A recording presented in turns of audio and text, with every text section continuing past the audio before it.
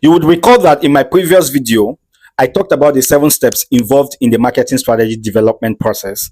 And you would also recall that I did mention that it's important to start with your consumer analysis before moving to market analysis, before moving to talking about the review of the competition and self, before moving to a review of the distribution channels, before moving to developing a preliminary marketing mix, and eventually getting to that point where you evaluate the economics of the market.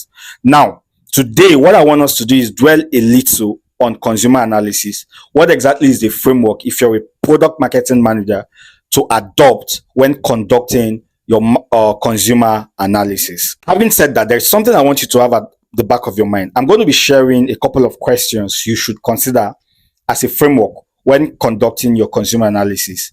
And it's important that I state that this list is not exhaustive but descriptive. In other words, as you progress along the way, you could come by more questions to ask to help you uncover some hidden market opportunities. All right. But I also believe that my framework is actually good enough for you to get started. The first question you want to ask when conducting your consumer analysis or carrying out your consumer analysis is, what is the need category of my product? In other words, what exactly are the needs people try to meet when they buy our product? And sometimes you want to place yourself in their shoes, or right, you want to put yourself on the other end of the divide. If you were to buy your own product, what exactly would be the motivating factor? What needs would you be looking to address while buying this product? Knowing why people buy your products, all right, and who they are, can help unlock tons of opportunities that you would otherwise overlook if you don't ask this question. The next question you want to ask is, who is buying and who is using my product? I've come to realize that in some cases, in fact, many cases, the person buying your product could be different from who is using the product, all right? The person buying could be different from who is using the product rather. And knowing who is buying and who is using your product can help you as a product marketing manager to know who the influencers as far as the buying decision or buying process is concerned. For example, when I was much younger, I lived with this elderly couple, all right?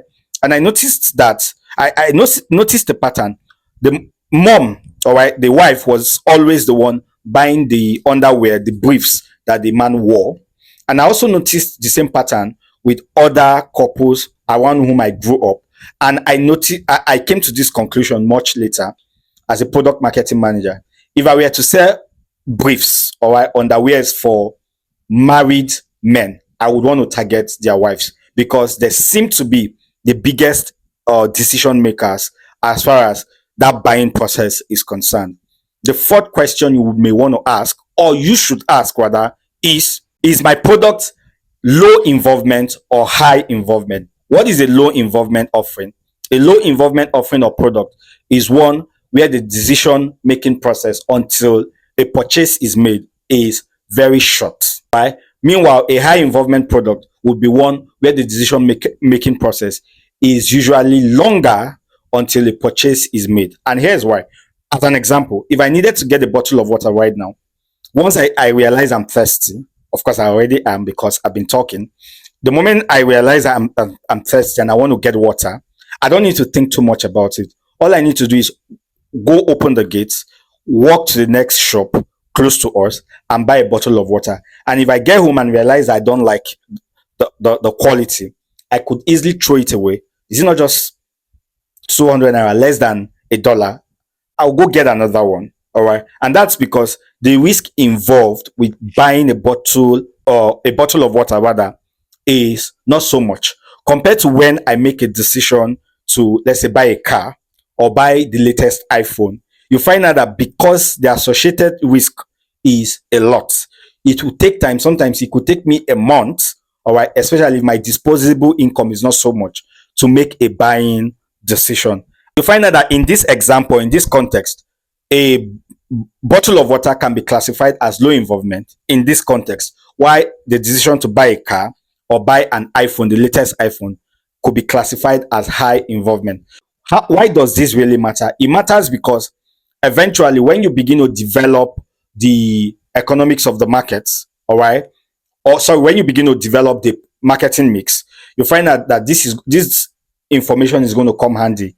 It will help you in determining what pricing model to use, whether you want to use the cost plus or pricing model, the meet the competition pricing model, or you want to adopt variable pricing and all of that. And you would know that if you're selling a low involvement offering, for example, if you charge a price that is too high, because there are many alternatives in the market, guess what? People would just jump right to the next alternative. All right. And I would have loved to talk about a concept called the buyer's remorse or post purchase dissonance, that and how it plays out when it comes to low involvement and high involvement offering. However, I wouldn't be talking about it because I want to keep this video very short. Now, the next question you want to ask is, how do I segment my market? And this is really important because segmenting your market using the right segmentation variables can help you to uncover lots of business opportunities, market opportunities that you would have otherwise overlooked. And there are four major segmentation variables you want to put into consideration whenever you try to segment your market. And they include geographic, demographic, behavioral, and psychographic. All right. And in perhaps my next video or two videos after this, I would go into breaking down what are the various elements found within these segmentation variables. Now, having said all of this, I have provided you with a simple framework to enable you conduct a very sufficient, robust consumer analysis as a product marketing manager. Armed with this, I don't see what can possibly stop you.